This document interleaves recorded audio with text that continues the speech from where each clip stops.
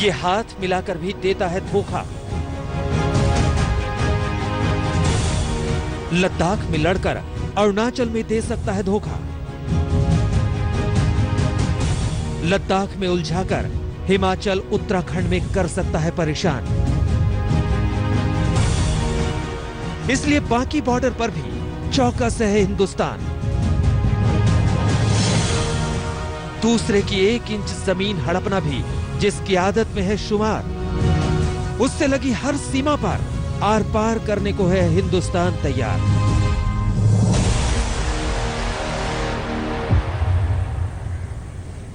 नमस्कार, मैं हूं श्वेता सिंह और आप देख रहे हैं आज तक।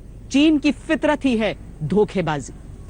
चीन कहता कुछ है, करता कुछ है, लेकिन इस बार हिंदुस्तान तैयार है। चीन कहता है कि वो लद्दाख में कुछ गड़बड़ी करने वाला है, लेकिन अरुणाचल प्रदेश के इलाके में कुछ गड़बड़ी करने से खुद को रोकता नहीं है, कभी परहेज नहीं करता है। कभी उत्तराखंड में उसका ऐसा ही तांडव देखने के लिए मिलता है और इसीलिए भारत की तरफ से इस बार हर एक हिस्से में तैयारी की जा रही है। चीन के साथ लगती पूरी सीमा पर भारतीय सेना तैनात है।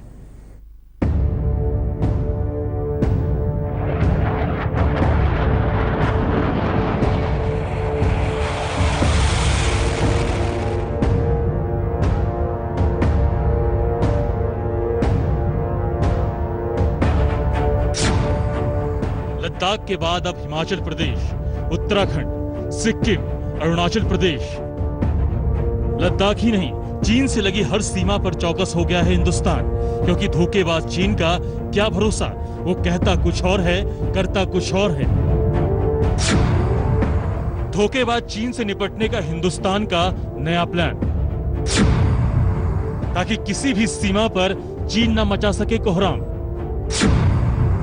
हर सीमा है सुरक्षित, हर मोर्चे पर सावधानी बरत रहा है हिंदुस्तान। चीन का इतिहास भी उसकी धोखेबाजी का गवाह है, तो उसका भूगोल भी। पड़ोसियों के मानचित्र पर इंच इंच कर बढ़ती उसकी चालबाजी के चरित्र से भारत अच्छी तरह वाकिफ है।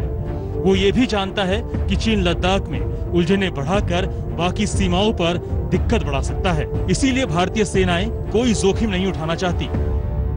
हिंदुस्तान में आज की तारीख में जबरदस्त क्षमता है। हिंदुस्तान चीन के साथ आंख में आंख डाल करके बात कर सकता है और अगर कोई ऐसी स्थिति होती है जवाब देने की वो काबिलियत रखता है। चीन जानता है कि हिंदुस्तान 1962 का हिंदुस्तान नहीं है। 2020 में हिंदुस्तान के साथ टक्कर लेने के लिए चीन को बहुत मुश्किल होगा। चीन भी जानता है, चीन मिलिट्री कन्फ्रंटेशन नहीं चाहता है, लेकिन चीन एक तरीका का पॉलिटिकल स्टेटमेंट देने की कोशिश कर रहा है। हम लोगों ने कैपेसिटी बिल्डिंग में कोई ढील नहीं देनी चाहिए।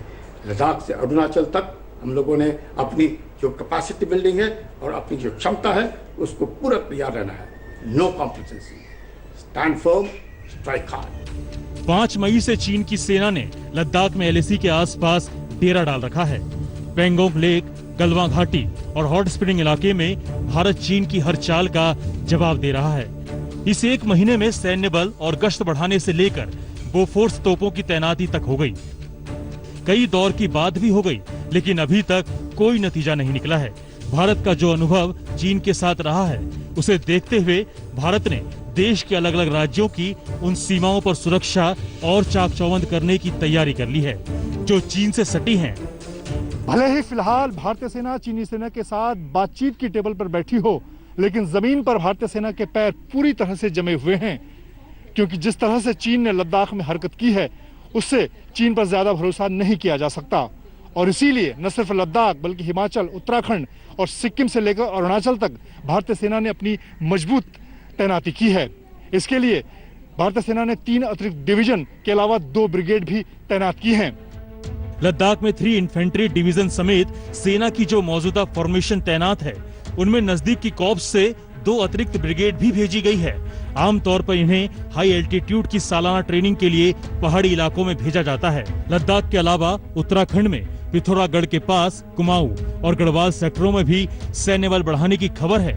यहाँ भारतीय सेना के साथ साथ वायुसेना भी पूरी तरह सावधान है। चिन्यालीसौड़ के एडवांस लैंडिंग ग्राउंड को पूरी तरह तैयार रखा गया है, ताकि जरूरत पड़ने पर जरूरी उपकरणों और जवानों को सरहद पर भेजा जा सके।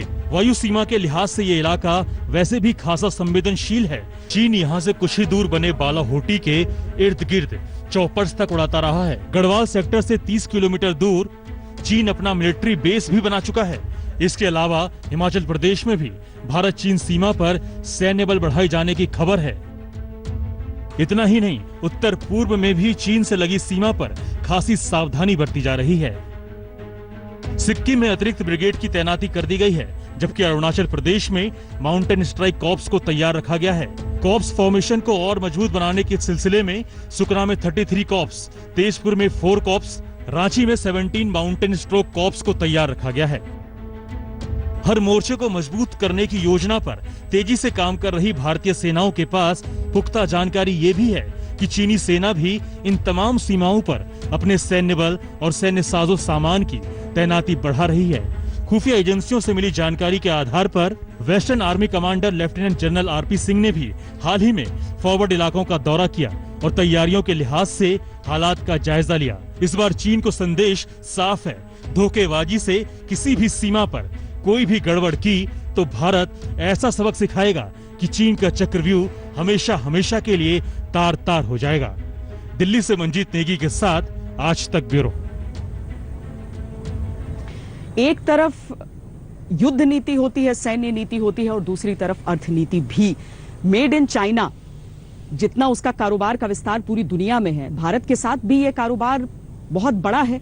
लेकिन भारत चीन से इंपोर्ट ज्यादा करता है, एक्सपोर्ट कम। उसके बावजूद भारत की जो जनता है उसने एक मुहिम सी शुरू कर दी कि मेड इन चाइना का बहिष्कार किया जाएगा। मेड इन चाइना एप्स भी इसमें शामिल थे और असर कुछ ही दिनों में दिखने लगा। चीन अपनी तरफ से कोशिश कर रहा है कि भारतीय एप्स के साथ भी ऐसा करे, लेकिन उतना ज्यादा फर्क पड़ नहीं रहा है। और साथ ही चीन जानता है कि भारत जितने बड़े बाजार से पंगा, उसे महंगा पड़ेगा।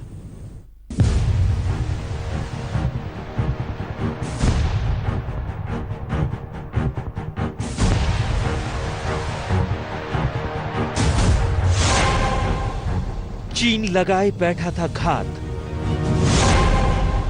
और जब नहीं बनी बात तो चीन ने बदल दी चाल।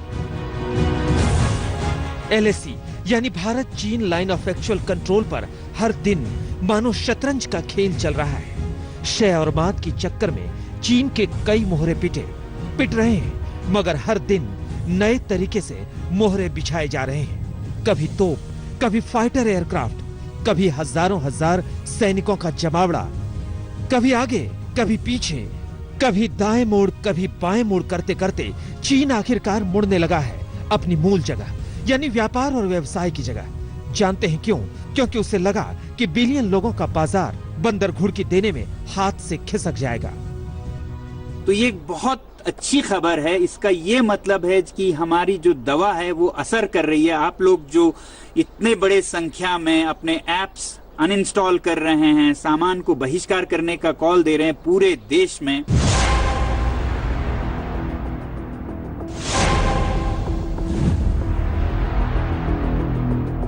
चीन अरबों अरब डॉलर का नुकसान झेलने की स्थिति में नहीं है। वो जानता है कि प्रोडक्शन हब इसलिए बना रहा क्योंकि भारत जैसे बड़े बाजार में उसके माल धड़ल्ले से आते रहे।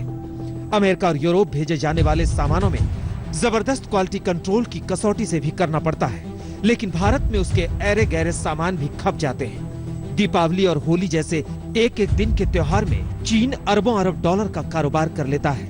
दिवाली की लड़ियां आपके घर जली तो जली, वरना आपकी किस्मत चीन के सामानों की कोई गारंटी नहीं। बताइए जरा, बिना गारंटी के एक बड़े बाजार में इतना माल भूसे की तरह भरने की आजादी उसे और कहां मिलती? और जब भारत में मुहिम शुरू हो गई कि चीन के सामानों का बहिष्कार करो, तो उसके वहशीपन की हवा निकलने लगी। आज वो अमूल के ऐड को ट्विटर पर सस्पेंड कराने से लेकर और भारतीय सॉफ्टवेयर निर्माताओं को प्ले स्टोर में रोकने की कोशिश कर रहा है, लेकिन वो जानता है कि ज्वालामुखी अभी सुलगा भर है। लावा उगलने लगा तो चीन के पूते की बात नहीं कि वो उसे रोक ले। इसका असर हो रहा है चीन पर, जिससे कि वो मजबूर होकर ट्विटर पर दबाव डाल रहा है, गूगल प्ले स्टोर पर दबाव डाल रहा है कि वो इन चीजों को दबाए। तो ये इसका एक ही मतलब मैं समझता हूं कि हमारी दवा का असर कर रहा है। तो लगे रहिए, आपका काम बहुत आगे तक जा रहा है। इस बीच चीन ने और भी बहुत कुछ किया है। जैसे भारत स्वाधीन देश है ही नहीं, जैसे उसके बगैर भारत का काम चल ही नहीं सकता, जैसे उसने रैपिड टेस्टिंग किट नहीं भेजी होती तो भारत अब तक कोरोना से लड़ाई लड़ ही नहीं रहा होता। भारत ने घटिया किट्स को उसे लौटाकर उसके मुंह पर तमाचा जड़ा था, याद तो होगा ही आपको। उसके बाद भी हेकड़ी जारी रही। चीन के इस तथाकथित मशहूर अखबार ग्लोबल टाइम्स ने एक लेख लिखा जिसमें कहा गया कि भारत के लोग चीन के सस्ते सामानों का बहिष्कार कर ही नहीं सकते क्योंकि उनके पास कोई विकल्प ही नहीं है। जहां तक ग्लोबल टाइम्स के इस लेख की बात है तो फिर मैं यही कहूंगा कि इसका भी अर्थ यही है कि उन पर हमारे इस बॉयकॉट का असर हो रहा है, वरना ग्लोबल टाइम्स किसी भी ऐरे गैरे बातों पर तो टिप्पणी नहीं करेगी।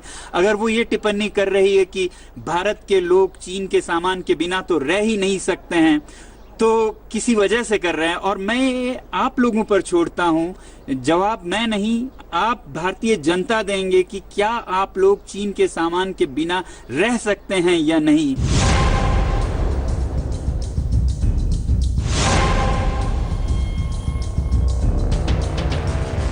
कहने को अखबार ने बड़ी तफ्तीश की, भारत के लोगों की चीन के सामानों की लत का मनोवैज्ञानिक और आर्थिक पहलुओं को सामने लाने का दावा किया, जैसे वो चीन के लोगों को मुतमिन करना चाहता हो कि घबराओ मत, कुछ नहीं होगा। और कोई भी इंसान या संस्था ऐसा तब करती है जब वाकई वहां घबराहट फैली हो। अमेरिका पहले ही हाथ से जा चुका है, यूरोप दूसरे विकल्प की तलाश कर रहा है, ऑस्ट्रेलिया नए बाजारों की ओर देख रहा है, ब्रिटेन कह चुका है कि business can not be as usual, यानी कोरोना के बाद चीन से व्यापार और व्यवसाय पहले की तरह जारी नहीं रह सकता। और सीमा पर बेवजह सीना ठोकने की चीन की गलती से भारत भी हाथ से गया तो समझिए गया चीन काम से। इसलिए अब शंघाई यूनिवर्सिटी ने एक पेपर जारी किया है, रिसर्च पेपर, जिसमें कहा गया है भारत और चीन का सीमा विवाद गंभीर है ही नहीं, दोनों देश इसे सावधानी से सुलझाने में लगे हैं। लेकिन भारतीय मीडिया और राष्ट्रवादी किस्म के लोग चीन के बारे में दुष्प्रचार करने में लगे हैं। उनका मकसद चीन को अलग थलग करना है। यही बात वहां के विदेश मंत्रालय की प्रवक्ता ने भी दोहराई है। अब उन्हें कौन बताए कि पूरा हिंदुस्तान ही राष्ट्रवादी है। चीन के सामानों का बहिष्कार आम लोग तो आम लोग, खुद यहाँ के व्यापारी तक कर देंगे जो मोटा मुनाफा कमाते रहे हैं। वैसे भी प्रधानमंत्री नरेंद्र मोदी जनता के कान में आत्मनिर्भर बनने का मंत्र फूंक चुके हैं। कोरोना वॉरियर्स के साथ हमारा देश इस लड़ाई में जरा भी पीछे नहीं है, लेकिन इन सब के बीच हर देशवासी अब इस संकल्प से भी भरा हुआ है कि इस आपदा को अवसर में परिवर्तित करना है। इससे हमें देश का बहुत बड़ा टर्निंग पॉइंट भी बना रहा है। ये टर्निंग पॉइंट क्या है? आत्मनिर्भर भारत।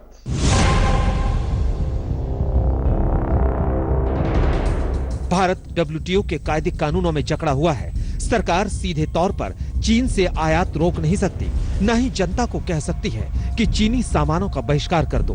मगर बिना कहे ही देश के प्रधानमंत्री और कई बड़े मंत्री जनता तक संदेश भेज चुके हैं। ये अलग बात है कि चीन तक ये संदेश जरा देर से पहुंचा है। उसका मूड चकल्लस का था, जो अब चूर चूर हो रहा है क्योंकि वो मजबूर हो रहा है। आज तक ब्यूरो। चीन को समझना बहुत मुश्किल होता है, लेकिन चीन को समझना जरूरी है। वो एक सुर में एक बात कहता है, लेकिन दूसरी तरफ उसकी सेना में किसी नए हथियार को अगर शामिल किया जाता है तो उसे उसका जो सरकारी मुखपत्र है ग्लोबल टाइम्स, वो इस तरीके से प्रोजेक्ट करता है जैसे भारत के साथ जो तनाव चल रहे हैं उस स्थिति में ये कितना महत्वपूर्ण है। अब चीन ने गाड़ियों पर माउंट होने वाली PCL 181 हाउइत्जर गन्स खरीदी। अब जब ये बनकर तैयार हुई हैं तो चीन इतरा रहा है कि सीमा पर उसकी ताकत का कोई सानी ही नहीं है, लेकिन हकीकत इससे जरा सा अलग है। अभ्यास में जुटी चीन की नई जंगी तोप हाउइत्जर। चीन के उत्तरी पश्चिमी छोर पर हो रहा है अभ्यास।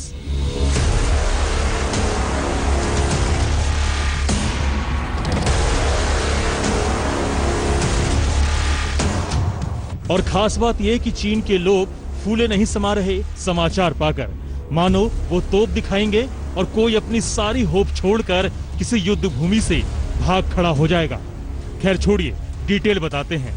दर्जन भर से ज्यादा PLC 181 होवित्जर तोप को चीन की 75वीं बटालियन में शामिल किया गया है। शामिल करते ही चाइनीज पीपल लिबरेशन आर्मी इसके साथ अभ्यास में जुट गई है। ये तोप अलग अलग तरह के हथियार दाग सकते हैं। इसमें सैटेलाइट से गाइड होने वाले गोले भी हैं। इसमें 27 राउंड गोले दागने की क्षमता है। यह तोप ऑटोमेटिक फायर कंट्रोल क्षमता से लैस है। इससे 50 किलोमीटर की दूरी तक अचूक निशाना साधा जा सकता है। और गुड न्यूज ये कि ये तोप भारत के पास भी है। लो कर लो बात, वो आज चलाना शुरू किए हैं। भारत पहले से ही मंझा आया है।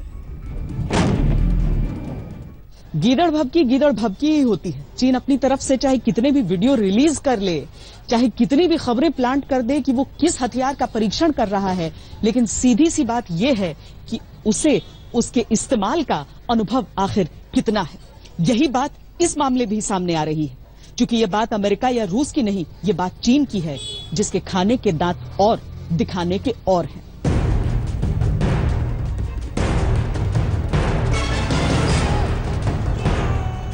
आपको याद होगा 2 हफ्ते पहले ही चीन के राष्ट्रपति शी जिनपिंग ने अपनी सेना को ललकारा था।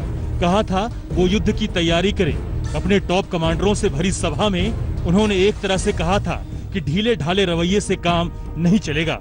उसी का असर चीन की मिलिट्री पर हुआ है। वैसे भी उसने एक साथ कई मोर्चे खोल रखे हैं। युद्ध की नौबत अगर किसी देश से आ गई तो लेने के देने पड़ सकते हैं। ताइवान, वियतनाम, जापान, इधर भारत, उधर दक्षिण सागर, हर जगह चीन गरजने की कोशिश करता रहा है, मगर वर्षा अभी तक कहीं नहीं है, क्योंकि उसे अपनी असली हकीकत पता है। ठीक है, उसके पास मिलिट्री साजो सामान ज्यादा है, रक्षा बजट बड़ा है, लेकिन जज्बा यहाँ तो रिटायर अफसर भी कुर्बानी के लिए तैयार बैठे हैं। मीटिंग अगर बातचीत से हल होता है तो हम दोनों देश के लिए बहुत बढ़िया रहेंगे। अगर बातचीत से हल नहीं होता है तो आर्मी तो आगे जाएंगे। साथ में मैं एक रिटायर होने के नाते ये कहना चाहूँगा, मैं खुद एक वॉलंटियर जाने के लिए बिल्कुल रेडी हूँ। तो अभी तो हम रिटायर हुआ है, मैं खुद सुबह शाम बिल्कुल अभी एक्सरसाइज करता हूँ, ताकि हमें इस देश के लिए ज़रूरत पड़े। अगर ज़रूरत पड़े तो हम चाहे वहाँ पे जाके बॉर्डर पे जाके हमें हथियार उठाना पड़े, चाहे हमें राशन पानी और अमुनिशन ढोना पड़े, हम खुद जाने के लिए बिल्कुल रेडी है। आज की तारीख में लड़ ही नहीं सकता चीन। कई चुटकी लेने वाले लोग भी हैं जो कहते हैं घुस तो आया है चीन। जनाब, चीन चोरी कर सकता है, लुका छिपी खेल सकता है, संधियों को तोड़कर चालबाजी दिखा सकता है, लेकिन फिलहाल लड़ तो नहीं सकता। उसके घर के भीतर ही आग लगी पड़ी है। दुनिया को ठीक भयावहता का अनुमान नहीं है, क्योंकि चीन हर काम में चोरी करता है, जनता की हर आवाज को ऐसे दबाता है कि बात कहीं और जाए ही नहीं। दिल्ली में श्वेता सिंह के साथ आज तक ब्यूरो। हमारी इस पेशकश में आज के लिए इतना ही। देश और दुनिया की बाकी खबरों के लिए आप देखते रहिए आज तक। नमस्कार, मैं हूं अंजना ओम कश्यप। हमें उम्मीद है ये वीडियो आपको पसंद आया होगा। लेटेस्ट खबरों के लिए यूं ही देखते रहिए आज तक, और इस वीडियो के पसंद आने पर लाइक, शेयर एंड सब्सक्राइब करना ना भूलें।